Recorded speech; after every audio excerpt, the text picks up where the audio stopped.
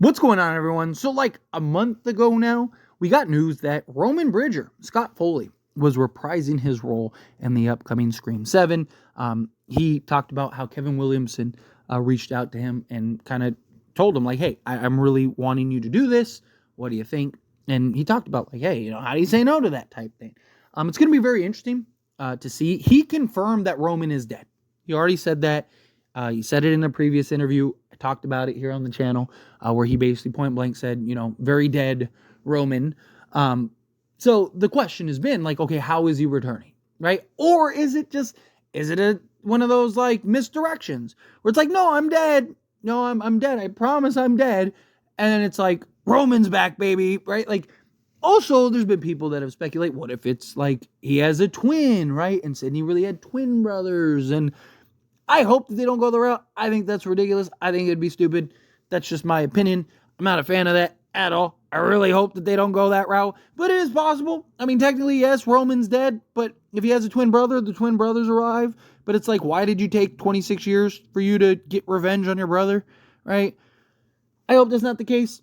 I do and would be all for seeing something where Roman is maybe tied into the film, right? Like, maybe he was the mentor to this other person or whatever, or maybe it's his son or something. I don't know. To be honest, I'm not really a fan of the son idea either, but there are ways that you could explore this and maybe potentially make it make sense.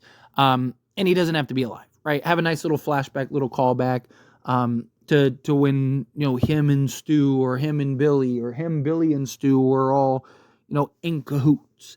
I think you could do some fun kind of creative directions with that. But we'll see. Time will tell. But Scott Foley recently spoke to Collider and gave us a little more insight, a little more information, which I think is very interesting. And I'm really excited to see how this plays out. But let's get into exactly what was said. So Scott Foley on Roman Bridger's return in Scream 7. And again, this was via Collider. He says, I wasn't quite sure how that was going to happen, but I had a phone conversation with Kevin Williamson, who I knew at the very beginning of my career when I did Dawson's Creek and Scream 3. I hadn't talked to him in a few years, and he just said, I want you to do it.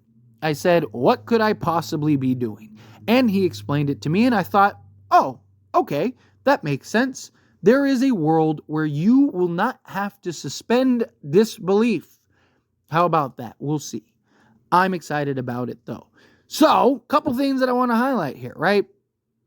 So, he said that it's something that makes sense, right? That he was explained how they want to approach it, and that it's something that makes sense. And then he said that there is a world where you will not have to suspend disbelief, okay? And then he said, we'll see. I'm excited about it, though. So, what could that be? Now, again, supposedly he's dead. He confirmed he's dead. You will not have to suspend disbelief. So it won't be like, so there shouldn't be anything like him coming out of the woodworks, right? Like, he was alive all along. Haha. Right? So essentially what this means to me is that, yes, he is indeed dead. And there's going to be some tie-in to Roman. I still think it is more likely than not going to be a voice changer. I just think, given that like almost every Ghostface of all the past Screams have all been, are all basically coming back, right? I think it makes the most sense that that's probably approach. They do a modern kind of Ghostface voice changer, which Roman was the head of, right? He was the brainchild in that. I still wish that they would have left the scene in that explained that whole thing and how he created it and how he got the voices and stuff on it. I thought that was a very important scene because it didn't really make sense without it.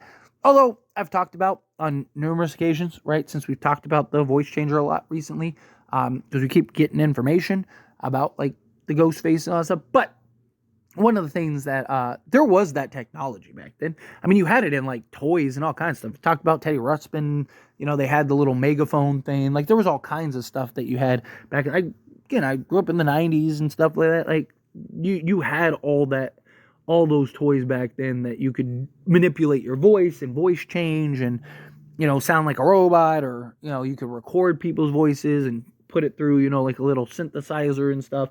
So there was ways to do that back then. Was it a little more high tech than it probably should have been? Sure. But it wasn't like completely unbelievable. But in today's time, you can absolutely do that. In today's time, you can train people's voices through AI and, have them do entire press conferences and stuff, as we've seen. Just go on X and you can see all kinds of fake AI stuff of people saying all kinds of things, right? Which is, part of what makes it scary time, right? But as far as Roman being in, I think it's either that or I think it's a flashback, right? Where maybe we get some new information, we get some new tie-ins. Do they maybe do some like de-aging or, some, makeup and effects to kind of make them look like they're, in their 20s again? None of them look like, they definitely look older. They definitely looked aged and matured, but they don't look like bad. Like some people, it's like, oh, he looks 60, right? Like, it's like, no, like, you look at Scott Foley, you look at Matthew Lillard, like they still look good for their age, a couple hair dyes and stuff and shave the beards and things like that. And all of a sudden they could pass as 20 again, right? A little makeup, right? We all get old. It's part of life.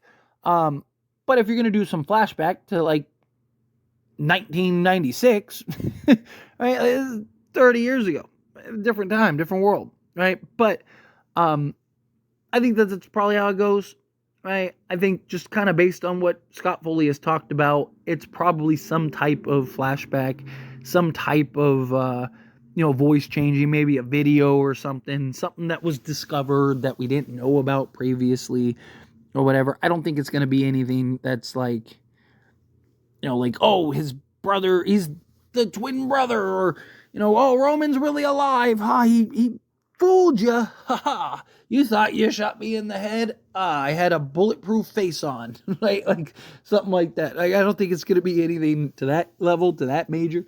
But I could see them, doing something little creative, something that kind of ties in, brings things full circle, have this connect to the past films and stuff, and have Roman kind of be a intricate part of that, be a piece of that, which I'm all for, right? Like, as long as you're not like bringing back the dead, like, I'm okay with it, right? If you want to have some little flashback, some little callback that kind of ties things together, beautiful, let's do it, right? But anything else, I'm kind of like, personally, I'd prefer that they just stay away from that. But anyway, as always, this is a discussion. Pass question on you. Let me know your thoughts and opinions down in the comments below. What do you think? How do you feel? What are your thoughts? Do you think that, like, you should just keep it simple, flashback, voice changer, right? They're just bringing in his voice or whatever. Do you think that, no, like, you should have him play a real role, him play a real part in the upcoming Scream movie, right? Like, would you be okay if it was like the brother, it was like a twin brother route, or, he survived or something like that? Me personally, again, I hope that they don't go that route. I hope that they keep it straightforward, and just like, hey, it's the voice changer, or it's, him as, just a flashback, or maybe Sydney seeing ghosts of her brother or whatever it is, right? I'm all for that. Right? Maybe it's even something where it's the voice changer and then Sydney sees Roman, right, and hears like his voice or whatever. Right? Kind of like, Sydney's hearing ghosts, so she ends up seeing ghosts. If you want to do something like that, sure, I'm all for it, no problem. But him actually being alive and back, nah, like, again, the whole head thing, that was like supposed to be it. That was supposed to be the death sentence, right? But anyway, again, however you feel, either way, I'd love to hear it. So let me know down in the comments below. That being said, if you haven't liked this video, hit that like button. Helps me a lot. So me enjoy these types of videos, and I truly appreciate it. Not subscribe channel, what are you doing? Hit that subscribe button. Turn on the bell notifications. Appreciate y'all. See you in the next one. Thank you.